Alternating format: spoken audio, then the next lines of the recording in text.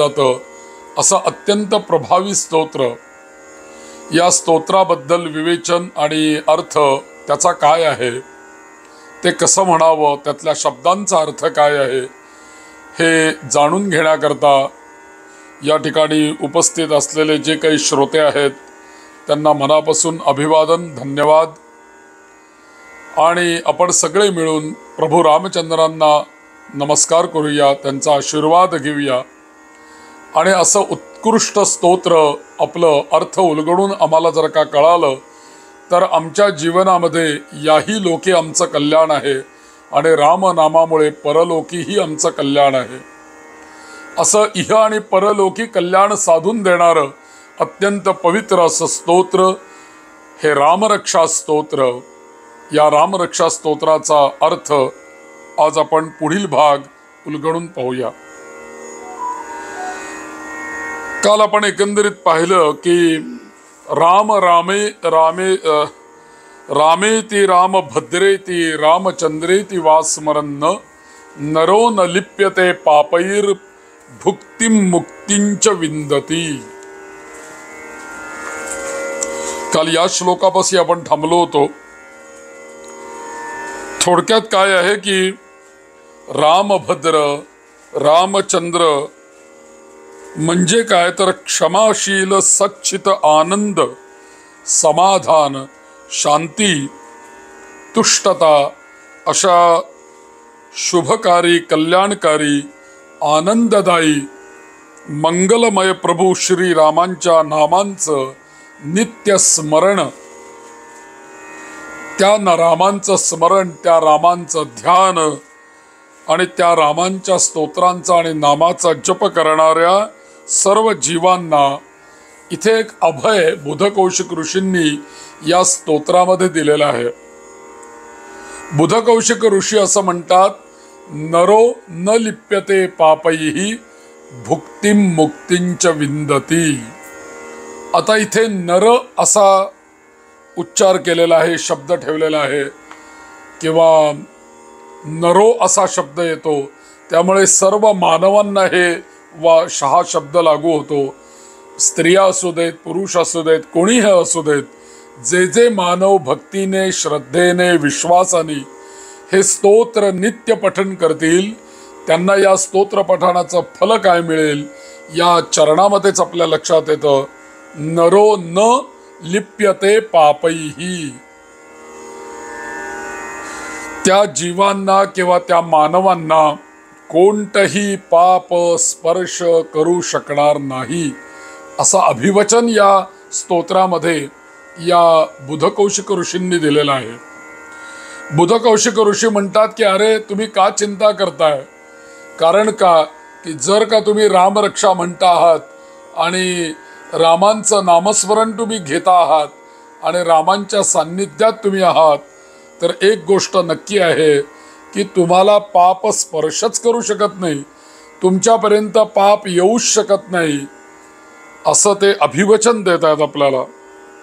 आणि इतकं हे प्रभावी की ज्या रामाचं बल तुम्हाला प्राप्त झालेलं आहे, एताम राम बलोपेताम रक्षायः सुकृती पठेत, इथपासनं या श्लोकांची सुरुवात झाली. आणि त्यानंतर हा तिसरा श्लोक त्यांनी सांगितला, नरो न लिप्यते पापैहि भुक्तिं मुक्तिंच विंदती. म्हणजे हे रामांचं बल ज्याला प्राप्त झालंय, ज्या भक्ताला प्राप्त झालेलं आहे, अशा राम बलाच्या मुळे अनेक प्रकारची पापही तुम्हाला स्पर्शच करू शकणार नाहीत असा याचा सरळ अर्थ झाला. आता इथे पाप आणि पुण्य हा एक दोन विषय महत्त्वाचा आहे की नक्की पाप कशाला म्हणायचं आणि पुण्य कशाला म्हणायचं असा बरेच लोकांचा प्रश्न असतो. पण त्याला उत्तर एक तुकाराम महाराजांचा अभंग बघा, आपण नेहमी ऐकलेला आहे. पुण्य पर उपकार पाप ते पर पीडा, पुण्य पर उपकार पाप ते पर पीडा. दुसऱ्यावरती उपकार करणं हे पुण्य आहे आणि दुसऱ्यावरती अन्याय करणं आणि त्याला कुठल्याही प्रकारची पीडा देणं दुसऱ्या व्यक्तीला हे पाप आहे असं तुकाराम महाराजांनी या अभंगामध्ये सांगितलेलं आहे। म्हणून पाप आणि पुण्य या शब्दाचा अर्थ असा आहे की येन केन प्रकारेण आपण जेव्हा हे रामनाम घ्यायला लागू किंवा हे स्तोत्र पठण करायला लागू तेव्हा पहिली गोष्ट काय होणार आहे की आमच्या संपूर्ण शरीरामध्ये केसापासून ते पायाच्या नखापर्यंत जेवढे म्हणून अवयव आहेत, म्हणजे नव्हे तर आमचं पूर्ण शरीर आहे, या संपूर्ण शरीरातल्या प्रत्येक छोट्या छोट्या अवयवांना सुद्धा आता आम्ही जर का रामरक्षा म्हणणार आहोत तर आता त्या प्रत्येक अवयवाला कोणाचं बल मिळणार आहे तर एताम राम बलोपेताम। आता त्या प्रत्येक अवयवाला राम नामाचं बल मिळणार आहे, त्या प्रत्येक अवयवाला रामांचं बल मिळणार आहे। मग असं बलशाली असलेला प्रत्येक अवयव ज्या शरीरावरती आहेत, आपोआपच काय झालं की अवयव सगळे बलवान झाले, म्हणजे ते शरीरच बलवान झालं। आणि असं जर का शरीरच अवयवांनी संपन्न, बलवान अवयवांनी संपन्न असं शरीर जर का निर्माण झालं तर मग अशा बलवान रामभक्ताच्या जवळ पाप फिरकणार सुद्धा नाही। पाप या शब्दाचा अर्थ नकारात्मक विचार, पाप या शब्दाचा अर्थ निगेटिव्हिटी, पाप या शब्दाचा अर्थ निंदा, पाप या शब्दाचा अर्थ परपीडा, अशा सगळ्या गोष्टी आमच्यातनं आपोआपच निघून जातील। जशी जशी आपण रामरक्षा रोज म्हणू लागू तसा आपल्याला हळूहळू अनुभव असा यायला लागेल की आपोआपच आपल्यामध्ये बदल व्हायला लागेल आणि आपल्या सगळ्या विश्वाकडेच बघण्याचा एक दृष्टिकोन हा सकारात्मक होऊन जाईल। नकारात्मक दृष्टिकोन त्यातला निघून जाईल। नकारात्मक दृष्टिकोन म्हणजेच पाप निघून जाईल आणि सकारात्मक दृष्टिकोन आमचा सगळीकडे आम्हाला प्राप्त होईल। म्हणजेच काय तर पॉझिटिव्हिटी आपल्यामध्ये निर्माण होईल, सकारात्मकता निर्माण होईल आणि त्याचा परिणाम आमचं इहलोकीचं जीवनही धन्य होईल आणि अर्थातच परलोकीचंही जीवन आमचं धन्य होईल। आणि म्हणून इथे असं म्हणतात, एताम राम बलोपेताम रक्षाय सुकृती पठेत असं म्हणतात। म्हणजे हे राम बल तुम्हाला या संपूर्ण शरीराला या रामरक्षेच्या रूपाने प्राप्त होत आहे। आता पुढचे श्लोक आपण पाहूया, त्यांचा अर्थ आपण पाहूया। जगज्जयित्रैकमन्त्रेण रामनाम्नाभिरक्षितं यः कंठे धारयेत् तस्य करस्थाः सर्वसिद्धयः। वज्रपञ्जरनाभेदं यो रामकवचं स्मरेत् अव्याहताज्ञः सर्वत्र लभते जयमंगलम्। आदिष्टवान् यथा स्वप्ने रामरक्षामिमां हरः तथा लिखितवान् प्रातः प्रबुद्धो बुधकौशिकः। आरामः कल्पवृक्षाणां विरामः सकलापदाम् अभिरामस्त्रिलोकानां राम श्रीमान सन प्रभुः। श्लोक नंबर 13, 14, 15 आणि 16 या श्लोकांचा आता आपण अर्थ पाहूया। यातल्या पहिल्या श्लोकाची सुरुवात एका विशेषणाने केलेली आहे। प्रभू रामचंद्रांना एक विशेषण या स्तोत्रामध्ये दिलेलं आहे। आत्तापर्यंतच्या श्लोकामध्ये जेव्हा आपण कवच पाहिलं तेव्हा त्या कवचाची रचना करत असताना संपूर्ण रामचरित्र रामायण, त्या रामायण कसं कसं घडत गेलं याचा सगळ्याचा उल्लेख दृष्टांत आपल्याला याच्या आधीच्या कवचामध्ये मिळालेला आहे। अगदी रावण वधापर्यंत आपल्याला सगळ्या गोष्टी त्या नावांनी आपल्याला ते रामायणातले ते दृष्टांत त्या कथा आपल्याला समजत गेल्या. आता मात्र या 13व्या श्लोकापासून एक वेगळा श्लोक चालू करतात हे बुधकौशिक ऋषी. आणि या ठिकाणी असं म्हणतात, जगज्जयत्रैक मंत्रेण. या रामांना या श्लोकामध्ये एक विशेषण ठेवतात.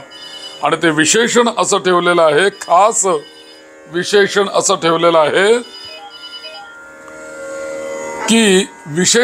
ठेवलेलं आहे की खास करून प्रभू श्रीराम यांच्या बाबत असं वापरलं जातं. याचं कारण का, जगज्जयत्रैक मंत्रेण, जगज्जेता हे विशेषण प्रभू रामचंद्रांच्या करता विशेष वापरलं जातं.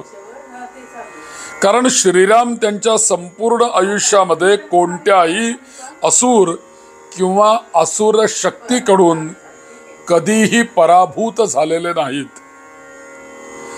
कधीही कोणत्याही शक्तीकडून पराभूत न झालेले योद्धे कोण असतील तर ते म्हणजे प्रभू श्रीराम आहेत. मग ज्यांना कोणीही पराभूत करू शकलं नाही आजपर्यंत, अशांना काय म्हणायचं? अर्थातच जगज्जेता म्हणायचं. म्हणून या श्लोकाची सुरुवात काय केली आहे, जगज्जेता, जगज्जेत्रैक मंत्रेण. आणि म्हणून हे जगज्जेता योद्धे म्हणून श्रीरामांना संबोधलं जातं. आणि हे जगज्जेते श्रीराम, या श्रीरामांचं नाम आणि त्यांच्या नामाचं हे स्तोत्र मंत्र जे रामनामानी रक्षित आहे, अशा या रामनाम अभिरक्षित स्तोत्राचं पठण करून पुढे काय म्हणतात, जगज्जयत्रैक मंत्रेण रामनामनाभिरक्षितम. अशा जगज्जेत्या रामांचं स्तोत्र आपल्याला प्राप्त झालंय. पण त्या स्तोत्राला महत्व काय सांगतायत, तर नामना अभिरक्षितम. या स्तोत्राचं वैशिष्ट्य असं आहे की रामनामानी अभिरक्षित, रक्षण केलेलं असं स्तोत्र या स्तोत्राच्या बाबतीत सांगितलं. आणि पुढे म्हणतात, यः कंठे धारयेत तस्य. जर का असं रामनामानी अभिमंत्रित, अभिरक्षित झालेलं स्तोत्र जर का एखाद्या मानवानी स्वतःच्या कंठस्थ केलं, स्वतःच्या कंठामध्ये धारण केलं, कंठामध्ये धारण केलं म्हणजे माळ करून कंठामध्ये घालायचे असं नाही, तर ते पाठ केलं, याला आपण कंठस्थ म्हणतो. रामरक्षा पाठ केली पूर्णपणे, कंठस्थ झाली. आणि असं जर का कंठस्थ म्हणजेच मुखोद्गत जर का केलं, तर पुढे असं म्हणतात, करस्थाः सर्वसिद्धयः. म्हणजे काय, तर असं रामनामानी अभिमंत्रित असलेलं स्तोत्र. का रामनामाने अभिमंत्रित आहे, कारण ते जगज्जेत्या रामांचं ते स्तोत्र आहे. आणि जगज्जेते राम कोणाही कडनं आजपर्यंत पराभूत कोणत्याही शक्तीकडनं झालेले नाहीयेत. असे जगज्जेता राम, त्यांचं हे पवित्र स्तोत्र, त्यांच्या नामांनी अभिरक्षित झालेलं स्तोत्र, असं जर का आपल्याला प्राप्त झालं आणि ते स्तोत्र आपण जर का पाठ केलं, मुखोद्गत केलं, तर त्याचा आपल्याला काय मिळतं, फल काय मिळतं, तर करस्थाः सर्वसिद्धयः. म्हणजे त्या मानवाच्या हातामध्ये सर्व प्रकारच्या सिद्धी येतील किंवा सिद्धी त्याला प्राप्त होतील असे ते स्पष्ट सांगितलेलं आहे. अर्थातच शास्त्रीय पद्धतीने जर का त्याचा अर्थ लावायला आपण जर का गेलो तर साधी गोष्ट आहे. अहो, सिद्धी म्हणजे काय, अणिमा, लघिमा, गरिमा, प्राकाम्या, या सगळ्या अष्टसिद्धी आपल्याकडे सगळ्या सांगितलेल्या आहेत. परंतु या सिद्धीपेक्षा सुद्धा एक व्यवहारातली सिद्धी बघा. एखादी व्यक्ती असते, त्या व्यक्तीचा समाजामध्ये परिचयच असा असतो किंवा त्या व्यक्तीची ओळखच अशी असते की अरे नाही, तो तुमच्या बरोबर आहे ना, म्हणजे हे काम सक्सेसफुल होणार. अमुक एक व्यक्ती अमुक एक कामामध्ये आहे म्हणजे बघायलाच नको, ते काम व्यवस्थित आणि सिद्ध होणार, यशस्वीच होणार, अशी आपण एकमेकांना खात्री देत असतो. म्हणजे एखाद्याच्या अस्तित्वानी, एखाद्याच्या हातानी, एखाद्याच्या कार्यानी, एखाद्या कार्याला आपोआपच यश मिळत असतं. हे आपल्याला व्यवहारामध्ये सुद्धा माहिती आहे. इतकंच नव्हे तर आपल्या सगळ्या भगिनी ज्या स्वयंपाक करतात तर तोच मसाला असतो, तेच पाणी असतं, तेच धान्य असतं, सगळ्या गोष्टी त्याच असतात.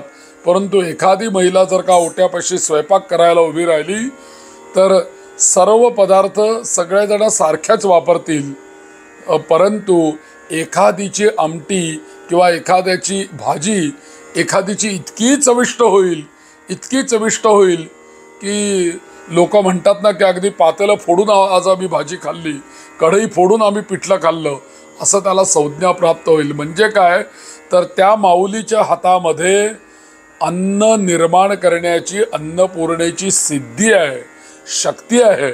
आणि म्हणून साक्षात अन्नपूर्णा असं आपण त्या माऊलीला म्हणतो.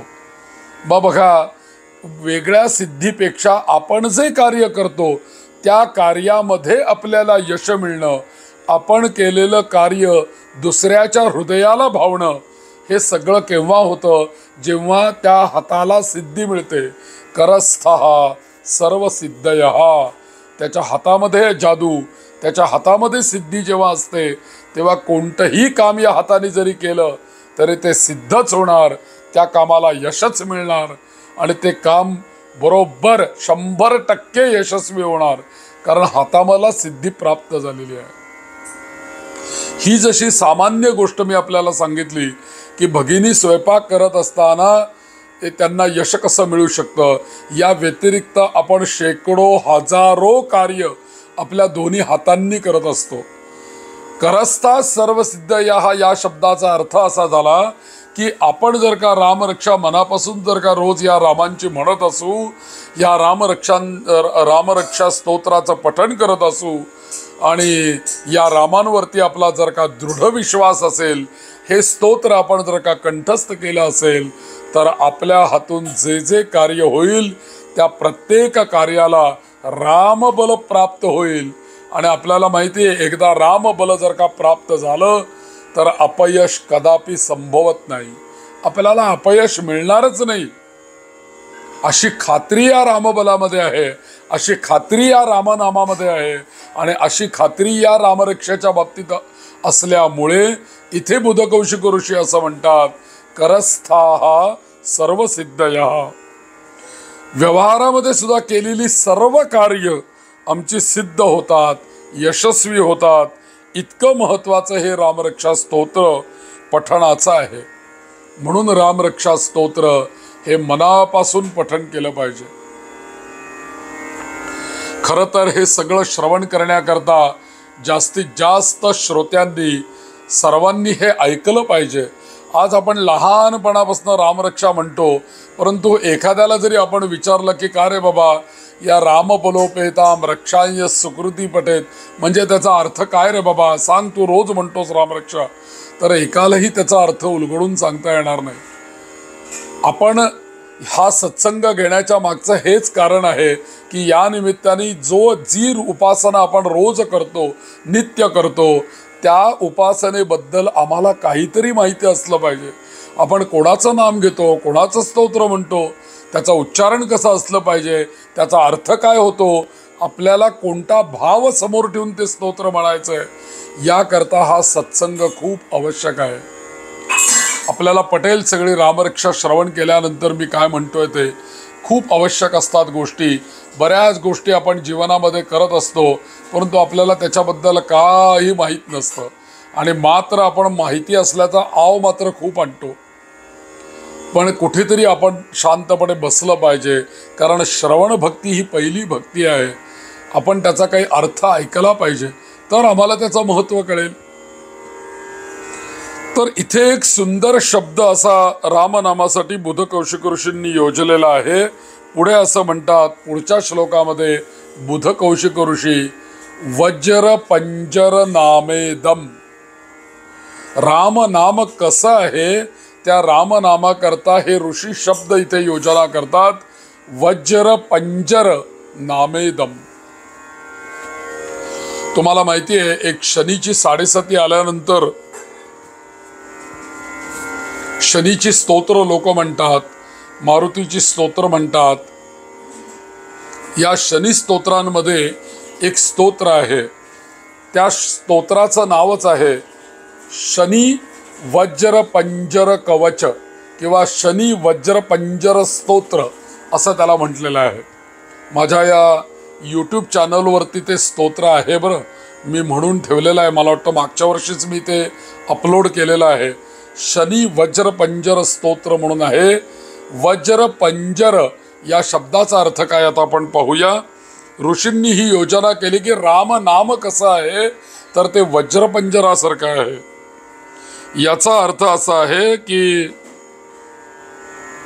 जणू काही पालखीच्या वरती, पालखीत बसलेला एखादा मनुष्य असतो की नाही, त्या पालखीला असं डोक्यावरून गेलेलं छत असतं त्या पालखीला, आणि ते पालखीवरचं जे काही छत असतं ते छत अभेद्य असणारं छत किंवा आच्छादन, असं राम नाम छत किंवा आच्छादन याच्या समान आहे असा त्याचा अर्थ झाला. म्हणजे एखादा पालखीत मनुष्य बसल्यानंतर तुम्ही बघा, पालखी जेव्हा खांद्यावरून घेऊन जातात तेव्हा पालखीत बसलेली जी व्यक्ती असते ती अर्थातच ज्येष्ठ श्रेष्ठ अशी व्यक्ती असते. सन्मानाने त्यांना पालखीचा मान दिला जातो.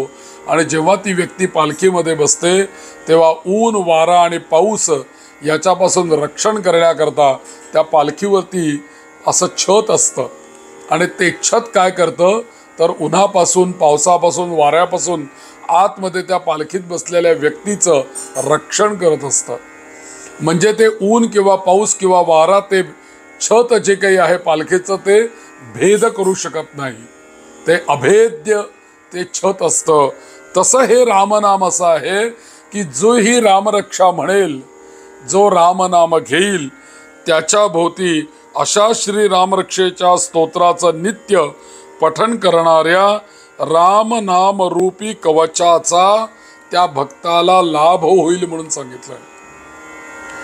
आणि लाभ होईल, आणि लाभ होऊन त्या व्यक्तीची कोणत्याही प्रकारची आज्ञा उल्लंघली जाणार नाही. म्हणजे त्यांनी एखादी जर का समाजामध्ये एखादा जर का शब्द टाकला, कोणालाही एखादा शब्द टाकला तर कोणीही त्याचा शब्द ओलांडणार नाही. त्यांच्या आज्ञेमध्येच सगळे राहतील आणि त्यांच्या आयुष्यामध्ये सर्व मंगल होऊन त्यांना सर्व कार्यामध्ये अर्थातच विजय प्राप्त होईल.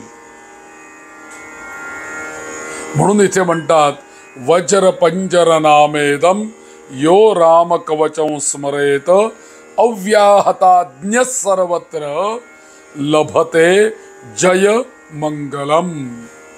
त्यांना सर्वत्र सन्मान तर मिळेलच, पण सन्मान मिळेल आणि सर्व कार्यामध्ये त्यांना विजय प्राप्त होईल.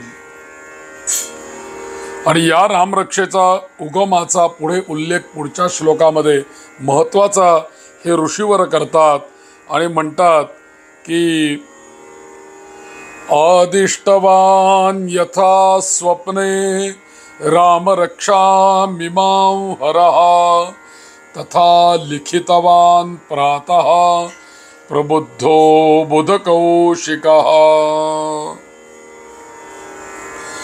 आता इथे बुधकौशिक ऋषी स्पष्टपणे सांगतात की या स्तोत्राचा मी करता नाही, हे स्तोत्र मी केलेलं नाही, ह्या स्तोत्राचा रचनाकार मी नाही.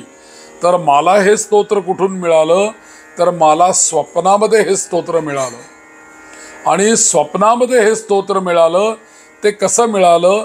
आदिष्टवान यथा स्वप्ने, ज्याप्रमाणे भगवान शंकर यांनी बुधकौशिक ऋषींना स्वप्नात येऊन आदेश दिला, आदेशित केलं किंवा निर्देशित केलं, त्या प्रकारे बुधकौशिक ऋषींनी स्वप्न संपलं, रात्र संपली, सकाळी प्रातःकाळी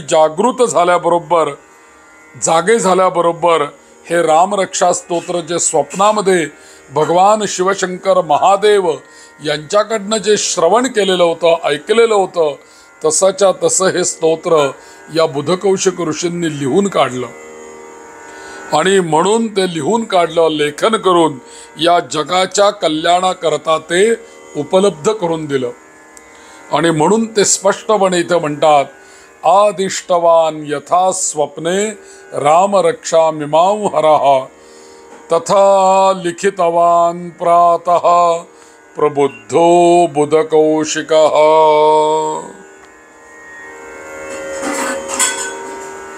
आता इथे एक महत्वाची गोष्ट काय आहे की प्रत्यक्ष महादेव शंकरांनी बुधकौशिक ऋषींना स्वप्नात येऊन दृष्टांत स्वरूपामध्ये ही रामरक्षा प्रथम कथन केली. मग आता ह्याचे उद्गाता मूळ कोण झाले? कोणी पहिल्यांदा ही रामरक्षा म्हटली? साक्षात शिवशंकरांनी, महादेवांनीच ही रामरक्षा म्हटलेली आहे.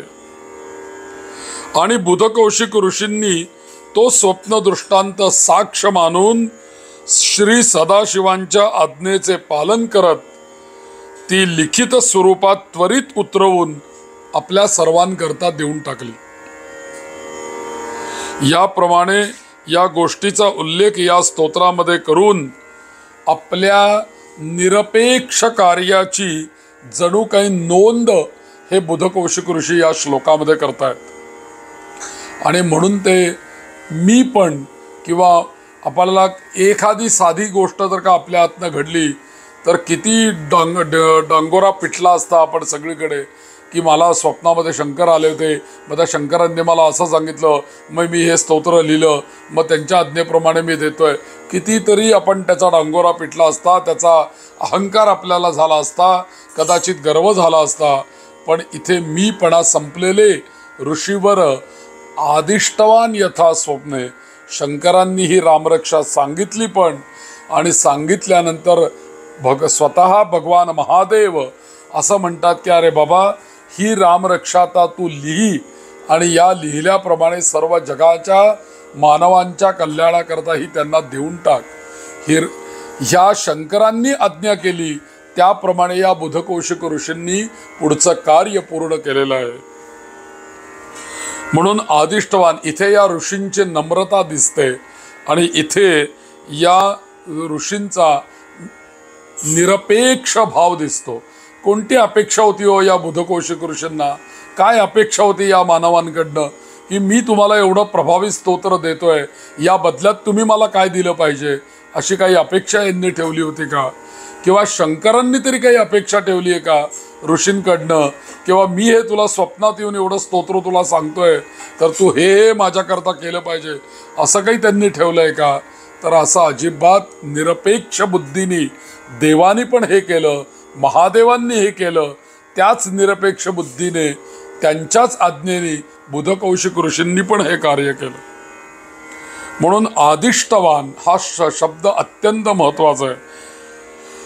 आदेश, आदिष्टवान मध्ये आदेश झाला त्याप्रमाणे केलेलं म्हणजे श्रीराम रक्षा ही एक प्रकारे भगवान शंकरांचा आदेशच आहे आणि आदेश वजा मंत्र आहे. भगवान शिवशंकरांचाच हा मंत्र आहे आणि हा भगवान शिवशंकरांचाच आदेश आहे. आणि त्यामुळे त्यातील सर्व गोष्टी ज्या काही आहेत याची पूर्तता केल्यानंतर फलप्राप्ती मानवांना करून देण्याची जबाबदारी मग कोणावर राहते मला सांगा? या रामरक्षा स्तोत्रामध्ये जी काही फलं सांगितलेली आहेत ही फलं रामरक्षा म्हणणाऱ्या मानवांना देण्याची जबाबदारी कोणाची? अर्थातच जर का शिवशंकर प्रत्यक्ष स्वप्नामध्ये आदेश देतात आणि या बुधकौशिकांकडनं ते लिहून घेऊन ती प्रसिद्ध करतात, त्या अर्थी त्या रामरक्षेमध्ये सांगितलेली सगळी फलं या मानवांना मिळवून देण्याची जबाबदारी ही भगवान शिवशंकरांची आहे आणि ही जबाबदारी त्यांनी स्वीकृत केलेली आहे हे नक्की आहे. आणि म्हणून पुढे असं म्हणतात पुढच्या श्लोकामध्ये, आरामः कल्पवृक्षाणां विरामः सकलापदां अभिरामस्त्रिलोकानां राम श्रीमान सनप्रभू. आता इथे कल्पवृक्ष असा शब्द आलेला आहे. आरामः कल्पवृक्षाणाम. आता कल्पवृक्ष म्हटलं की आपल्याला लहानपणापासून गोष्टी ऐकलेल्या आहेत आपण, की कल्पवृक्ष म्हणजे काय, तर मनातल्या सर्व इच्छा पूर्ण करणारा हा वृक्ष.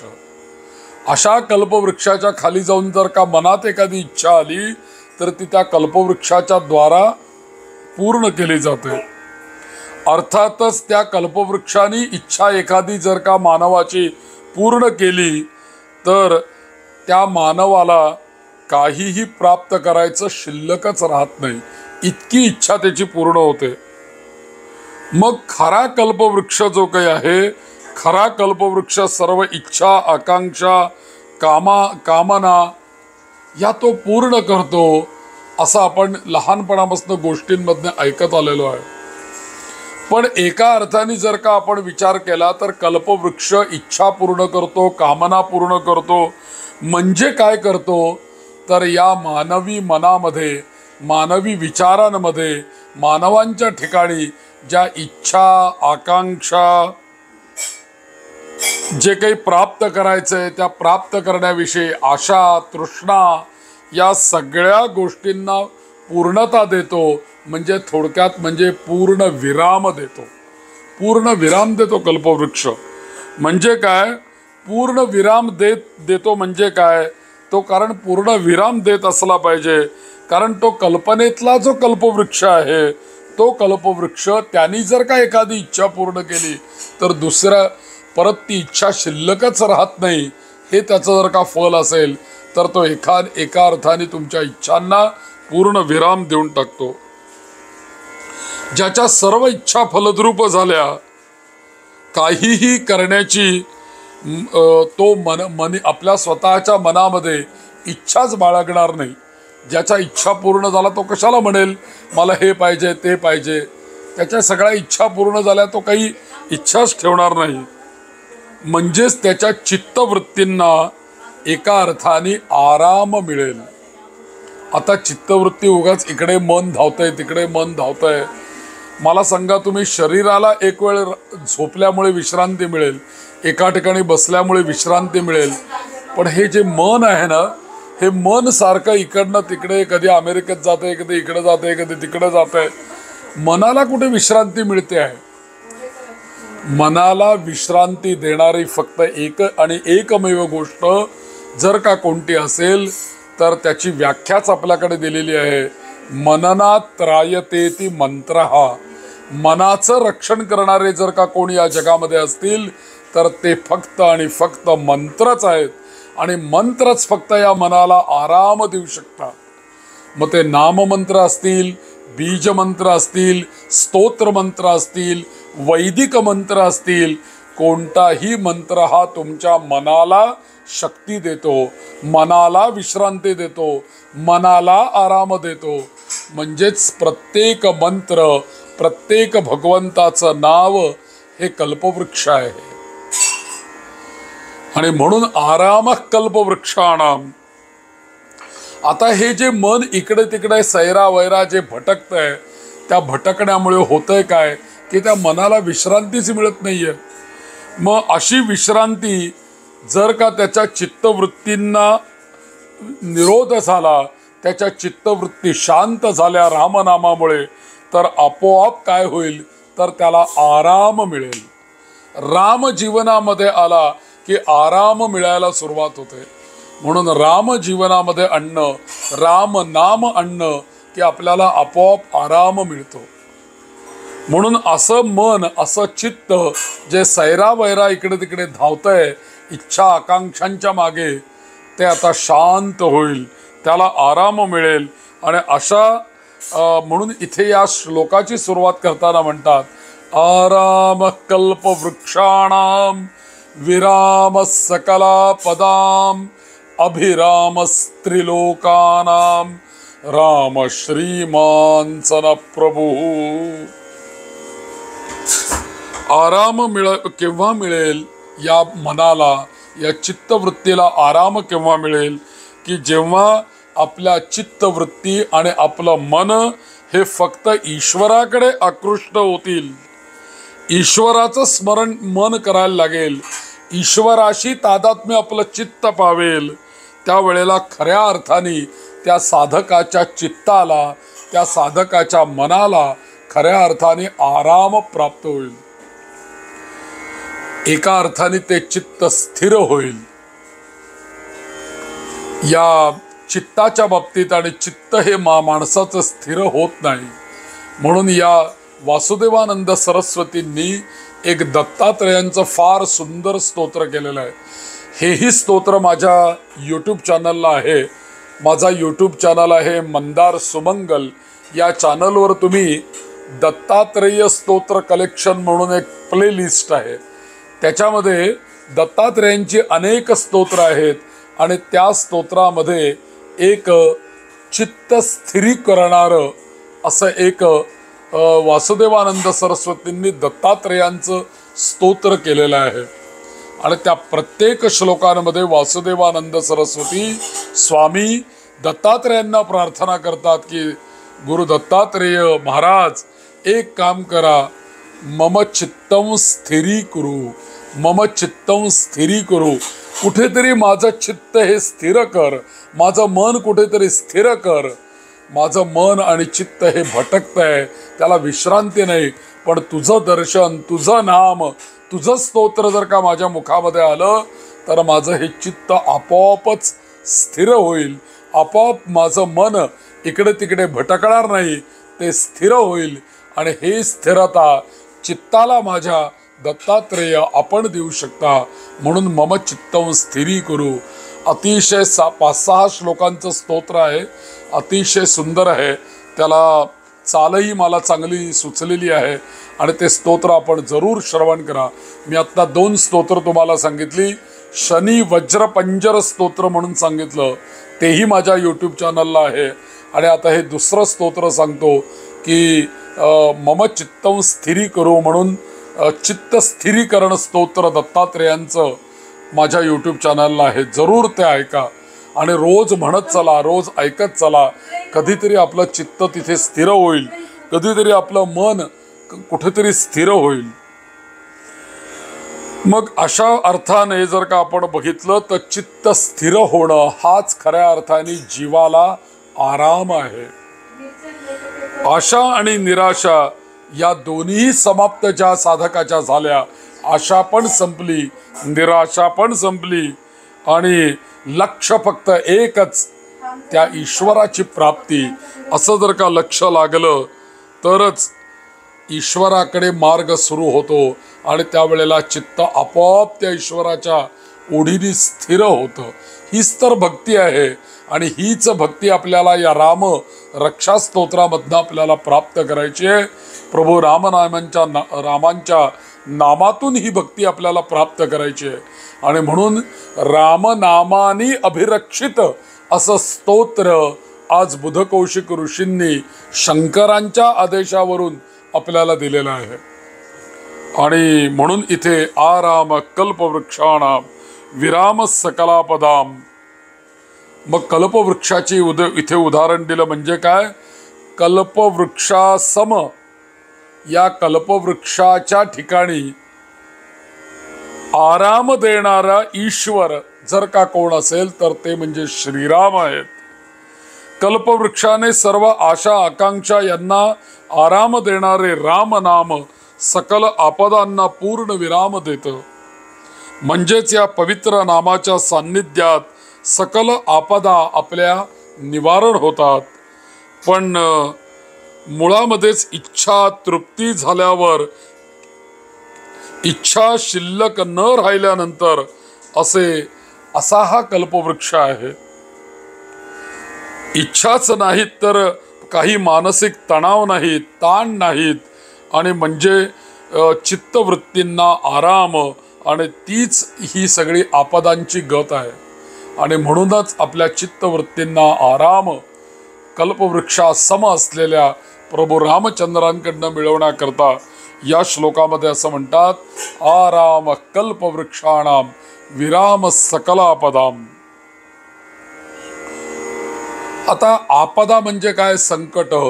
या आपदांचं भय आणि परिणामांची भीती प्रत्येक जीवाला असते. आणि ती अशा जीवांना, भीती असणाऱ्या जीवांना, ज्याला माहीत आहे की आपदा या बाह्य प्रेरणेने येतात, त्यामुळे त्यांच्याबद्दल आता भय बाळगण्याचं कारण नाही.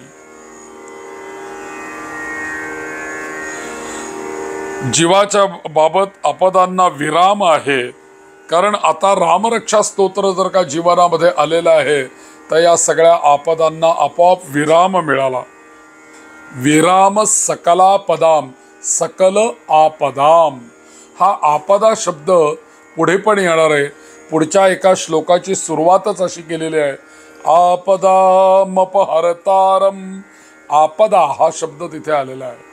इथे पण विराम सकलापदाम म्हणजे आता ही बाह्य संकट जी काही माझ्यावरती येणार आहेत, ही संकट सुद्धा आता माझ्यावर येणार नाहीत.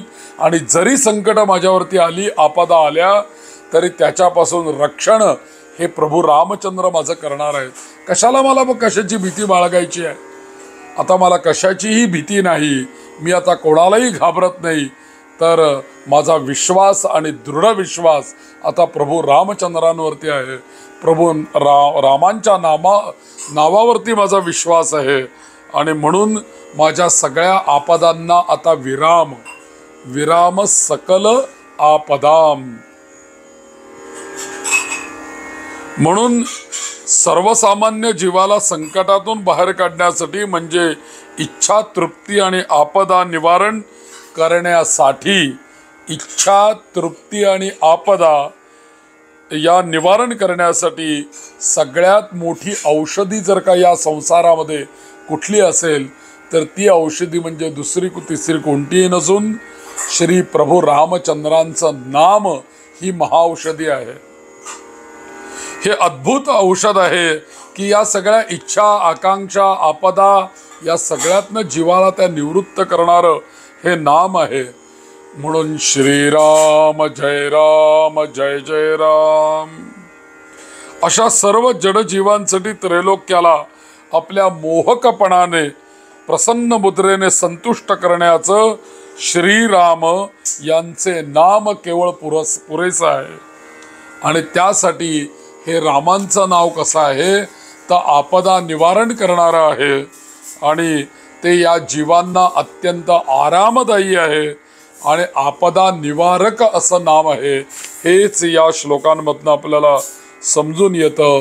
म्हणून हे ऋषी म्हणतात, आराम कल्पवृक्षाणाम विराम सकलापदाम अभिराम स्त्रिलोकानाम राम श्रीमान सन प्रभु.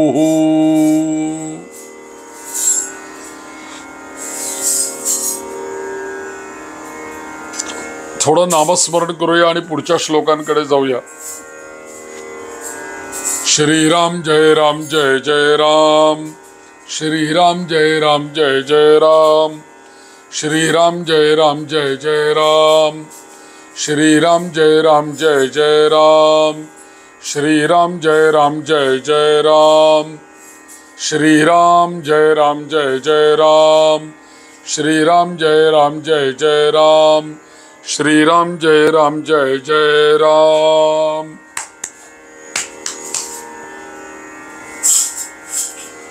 पुढचा श्लोक असा येतो, तरुणो रूप संपन्नो सुकुमारो महाबलौ पुंडरीक विशालाक्षौ चीरकृष्णाजिनांबरौ फलमूलाशिनौ दान्तौ तापसौ ब्रह्मचारिणौ पुत्रौ दशरथस्यैतौ भ्रातरौ रामलक्ष्मणौ शरण्यौ सर्वसत्त्वानां श्रेष्ठौ सर्वधनुष्मतां रक्षः कुलनिहन्तारौ त्रायेतान्नो रघुत्तमौ आत्तसज्ज धनुषा विषस्पृशा वक्षया शुगनिषङ्गसङ्गिनौ रक्षणाय मम रामलक्ष्मणा वग्रतः पथि सदैव गच्छताम्.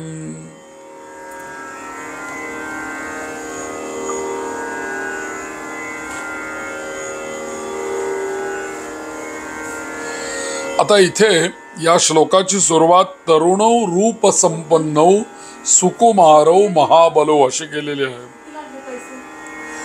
अर्थातच हे जे वर्णन रामांचं आलेलं आहे ते वनवासातल्या रामांचं वर्णन आलेलं आहे.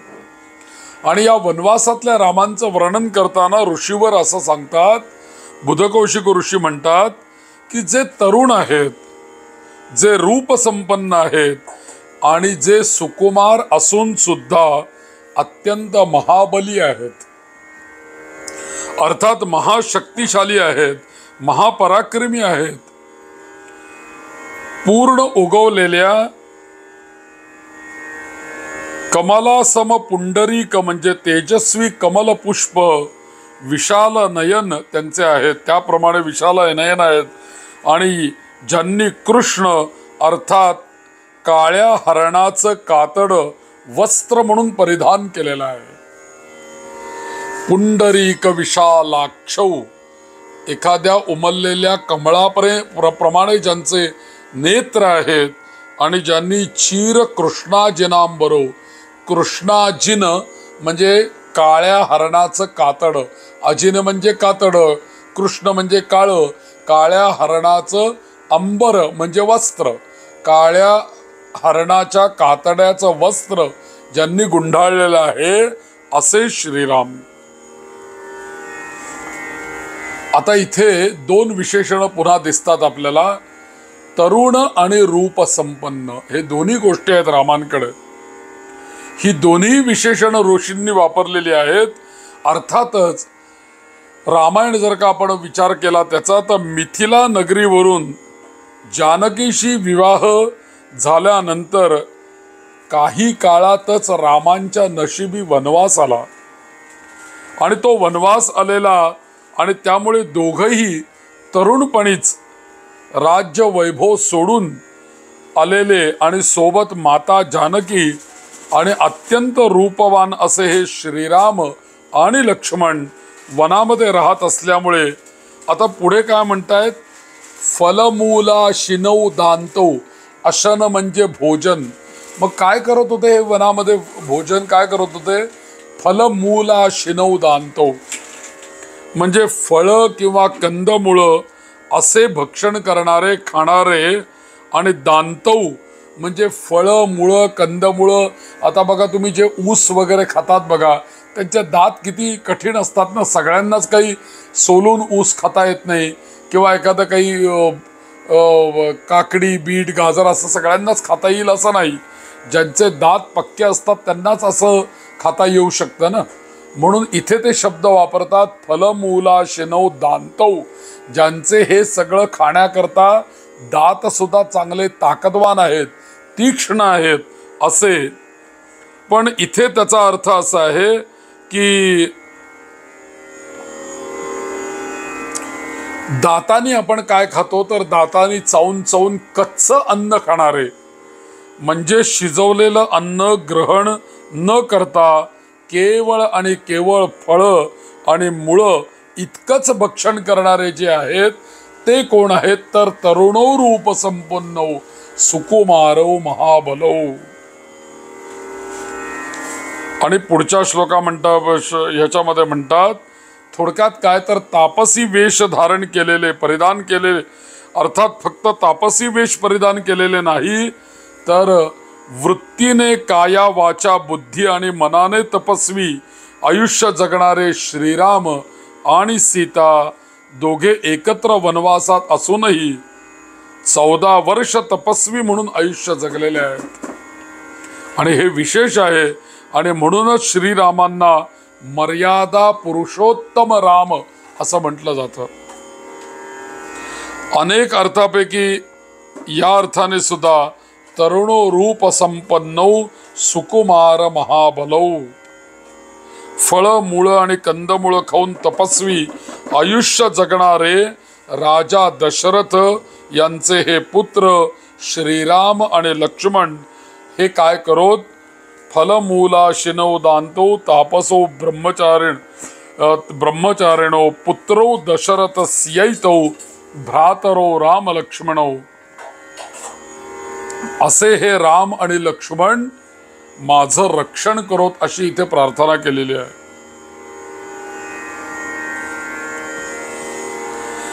असे हे शरण्यौ सर्व सत्वानाम श्रेष्ठौ सर्व धनुष्मताम रक्षक कुल निहंतारौ त्रायेतान्नो रघुत्तमौ.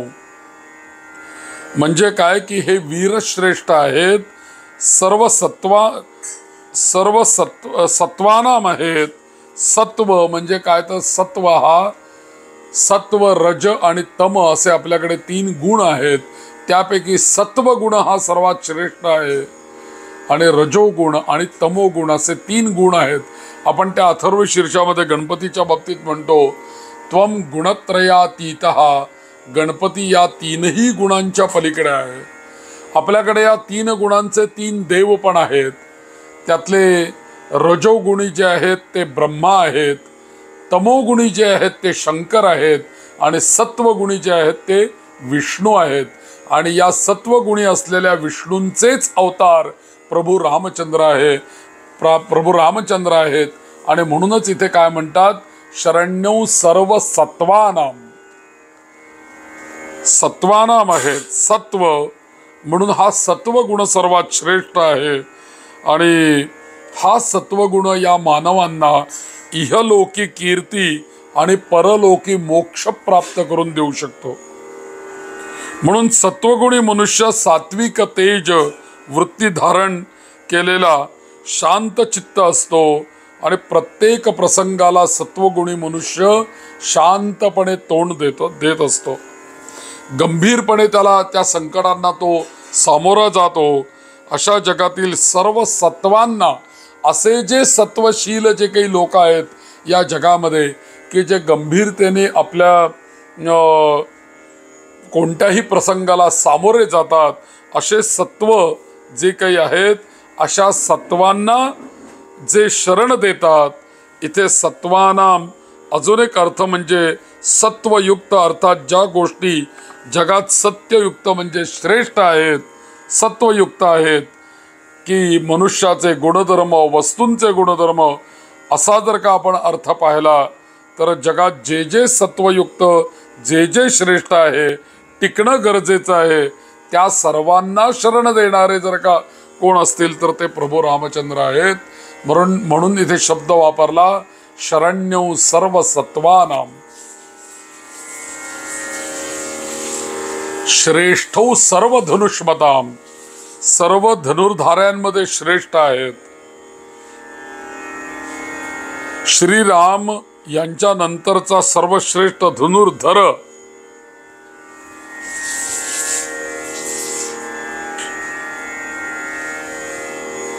राक्षसांचं समूळ कुळासह निर्दालन करतात. कुळ याचा अर्थ जो शास्त्राला अभिप्रेत आहे तो म्हणजे युद्धास आणि शस्त्र घेऊन वा जगताला सामान्य जनांना त्रास देतील असे खत, असुर, दानव यांचा वध करून जगाला पापमुक्त करणारे. म्हणून इथे म्हटलं शरण्यौ सर्वसत्वानाम श्रेष्ठौ सर्वधनुष्मताम रक्षक कुलनिहंतारो त्रायेतान्नो रघुत्तमौ. म्हणूनच बिभीषण असुर योनीतला आहे तरी सुद्धा त्याला त्याच्या सत्वगुणांनी रामांनी तारलंच आहे. आणि शरणागत रक्षक या ब्रीदानुसार अभय देऊन लंकेचं राज्यपदही त्याला देऊन टाकलं. असे हे सत्वगुणी शरणागताला अभय देणारे सर्वश्रेष्ठ धनुर्धर, राक्षसांच्या कुळाचा उच्छेद करणारे, नाश करणारे, रघुकुल श्रेष्ठ, रघुकुल शिरोमणी, माझे त्राता, माझं रक्षण करोत, राम माझं रक्षण करोत, असं इथे सांगितलेलं आहे या श्लोकामध्ये. रक्षक कुलनिहंतारौ त्रायेतान्नो रघुत्तमौ. असे हे सर्वश्रेष्ठ धनुर्धर सदोदित कसे आहेत? आत्त सज्ज धनुषा विशुस्पृशा वक्षया शुगनि शंग संगिनौ. इथे एक फार मोठा दृष्टांत या श्लोकामध्ये आलेला आहे की इथे हे श्रेष्ठ धनुर्धर सदोदित कायम धनुष्य सज्ज ठेवून त्यावर बाण लावून त्या बाणाची प्रत्यंचा खेचून सुसज्जित आहेत. आत सज्ज धनुषा, अगदी बाण लावून दोरी खेचून तयार आहेत ते. इथे विषुस्पृशा असा एक शब्द आहे. आता विषुस्पृशा म्हणजे काय तर विषु म्हणजे एक प्रकाराने विष, आणि दुसरा स्पृशा हा शब्द आहे. आणि विषस्पृशा किंवा विषयुक्त स्पृशा म्हणजे अत्यंत विषारी असलेली नागिण. नागापेक्षा नागिण जास्ती चपळ असते, तिच्या हालचाली जास्ती चपळ असतात. आणि जी नागिण असा फणा काढून इकडे तिकडे आठी दिशांना आपला फणा फिरवून कुठून काही संकट येते का अशी बघत असते, आणि तो फणा फिरवून जीभ बाहेर काढत काढत ती चाहूल घेत असते. आणि म्हणजेच काय तर विषुस्पृशा, नागिण म्हणजे पृषा, का तर ती स्त्री रूप अर्थात शक्तिरूप असल्याने हा मुद्दामून शब्द या ठिकाणी वापरलेला आहे. विषुस्पृशा स्त्रीलिंगी शब्द वापरलेला आहे. तर ज्याप्रमाणे ही नागिण फुत्कार करत करत करत जीभ बाहेर काढत काढत आपला फणा काढून आठी दिशांकडून संकटाची चाहूल घेत असते, आणि आक्रमण जेव्हा होईल त्यावेळेला फुत्कारासाठी सज्ज असते, असा हा अर्थ आत्मसज्ज धनुषा विषुस्पृशा. पुढे जे श्रेष्ठ धनुर्धर धनुष्याला बाण लावून पाठीशी अक्षय्य भाता असलेले तुणीर लावून एखाद्या विषारी फुत्कार करणाऱ्या नागिणीप्रमाणे सर्वत्र लक्ष ठेवून आहेत, अर्थात जे राक्षसांची दानवांची नकारात्मक शक्तीची चाहूल घेत सज्ज आहेत, असे श्रीराम माझ्या रक्षणार्थ माझ्या जीवनपथावरती सदैव अग्रेसर राहोत, पुढे राहोत असा त्याचा अर्थ झाला. रक्षणाय मम राम लक्ष्मणा वग्रतः सदैव गच्छताम, पथी सदैव गच्छताम. माझ्या मार्गामध्ये येणाऱ्या संकटांपासून रक्षण करण्याकरता हे प्रभू रामचंद्र असे सिद्ध राहू देत, अग्रभागी राहू देत, आणि त्यांच्या मागे मी चालत राहीन, असा इथे त्याचा अर्थ या श्लोकाचा झाला. अत्यंत श्लोक हा महत्वाचा आहे. आत्सज्ज धनुषा विषुस्पृशा वक्षया शुगनिषंग संगेनो रक्षणाय मम राम लक्ष्मणा वग्रत पथि सदैव गच्छताम. अत्यंत हा श्लोक महत्वाचा आहे. आज इथपर्यंत जवळजवळ आपण 20व्या श्लोकापर्यंत रामरक्षा पाहिलेली आहे. याच्यानंतर उद्या आपण पाहणार आहोत सन्नद्ध कवची खड्गी चाप बाण धरो युवा गच्छन मनोरथोस्माकम राम पातु सलक्ष्मणः. या श्लोकांपासून पुढच्या काही श्लोकांचा अर्थ आपण उद्या पाहणार आहोत. आज केलेली जी काही ही प्रवचनरूप सेवा आहे ती या प्रभू रामचंद्रांच्या चरणी आपण सगळेजण समर्पित करूया, त्यांचा आशीर्वाद घेऊया, सत्प्रेरणा घेऊया, आणि काहीतरी या वर्षामध्ये आम्हाला या रामचंद्रांच्या कृपेने काही चांगलं पाहायला मिळू दे, चांगलं ऐकायला मिळू दे, चांगलं कार्य आमच्याकडनं होऊ देत, एवढीच त्यांच्या चरणी आपण प्रार्थना करूया. प्रभू रामचंद्र भगवान की जय, बजरंगबली की जय, सियावर रामचंद्र की जय. सदा सर्वदा योग तुझा घडावा, तुझे कारणी देह माझा पडावा, उपेक्षू नको गुणवंता अनंता, रघुनायका मागणे हेची आता. जय जय रघुवीर समर्थ.